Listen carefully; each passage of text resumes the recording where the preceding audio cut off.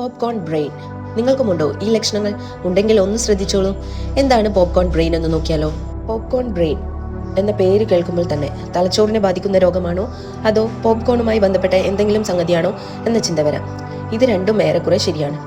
Popcorn ഉണ്ടാക്കുന്നതിന് സമാനമായ ഒരു കോഗ്നിറ്റീവ് അവസ്ഥയാണിത്.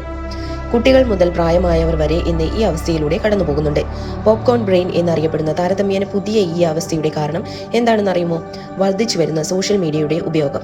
സമൂഹ മാധ്യമങ്ങളുടെ അമിതമായ ഉപയോഗം മൂലം ഒരു കാര്യത്തിൽ നിന്ന് മറ്റൊന്നിലേക്ക് വേഗത്തിൽ മാറുന്ന പ്രവണതയാണ് പോപ്കോൺ ബ്രെയിൻ എന്നതുകൊണ്ട് അർത്ഥമാക്കുന്നത്.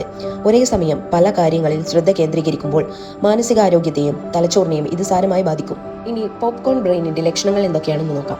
നിരന്തരമായ ശ്രദ്ധക്കുറവ്, കാര്യങ്ങൾ പിന്നീടേക്ക് മാറ്റിവെക്കുന്ന ശീലം, മടി, അടിക്കടി ഉണ്ടാകുന്ന മാനസിക സമ്മർദ്ദം, സമൂഹ മാധ്യമങ്ങളിലൂടെ കാണുന്നതും സ്വന്തം ജീവിതവുമായുള്ള നിരന്തര താരതമ്യം, പെട്ടെന്ന് ശ്രദ്ധ നഷ്ടപ്പെടുന്നതിനാൽ ചെയ്തു തീർക്കേണ്ട കാര്യങ്ങളിൽ സമ്മർദ്ദം ഉണ്ടാകുന്നതും, കാര്യമായി ഒന്നും ചെയ്യാതെ തന്നെ മുഴുവൻ സമയം തിരക്കാണെന്ന ചിന്ത. പോപ്കോൺ ബ്രെയിൻ പരിഹരിക്കാനുള്ള മാർഗങ്ങൾ: ഫോണും കമ്പ്യൂട്ടറും ഒക്കെ ഉപയോഗിക്കുന്നതിന് കൃത്യമായ സമയം നിശ്ചയിക്കുക. അവയുടെ ഉപയോഗം ഇത്ര സമയത്തിനുള്ളിൽ നിർത്തണമെന്നും തീരുമാനിക്കുകയും മസ്തിഷ്കത്തിന് വിശ്രമിക്കാനുള്ള അവസരം നൽകുകയും ചെയ്യുക. ഒരു സമയം ഒരു കാര്യം മാത്രം ചെയ്യുമെന്ന് തീരുമാനിക്കുക. അതിൽ ശ്രദ്ധ കേന്ദ്രീകരിക്കുക. ഓൺലൈനിൽ ചെയ്യുന്ന ജോലികളായാൽ പോലും ഒരു സമയം ഒന്നെന്ന രീതിയിൽ ചെയ്തു തീർക്കുക. ഇത് ശ്രദ്ധ കേന്ദ്രീകരിക്കാനുള്ള കഴിവ് വർദ്ധിപ്പിക്കും.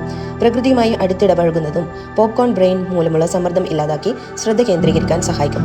സ്ക്രീനിൽ നിന്ന് വിട്ടുമാറി വായന, കല, വ്യായാമം പോലെ മസ്തിഷ്കത്തിന്റെ പ്രവർത്തനം മെച്ചപ്പെടുത്തുന്ന കാര്യങ്ങളിൽ ഏർപ്പെടുക. കൂടാതെ ഓൺലൈനിൽ ഇരിക്കുന്ന സമയത്തിന്റെ കാര്യത്തിൽ കൃത്യമായ ചിട്ട പുലർത്തുക. മെയിലുകളും സാമൂഹിക മാധ്യമവും ഒക്കെ പരിശോധിക്കുന്നതിലെല്ലാം സമയം നിശ്ചയിക്കണം. ജോലിക്കിടയിൽ കൃത്യമായ ഇടവേളകൾ എടുക്കുക.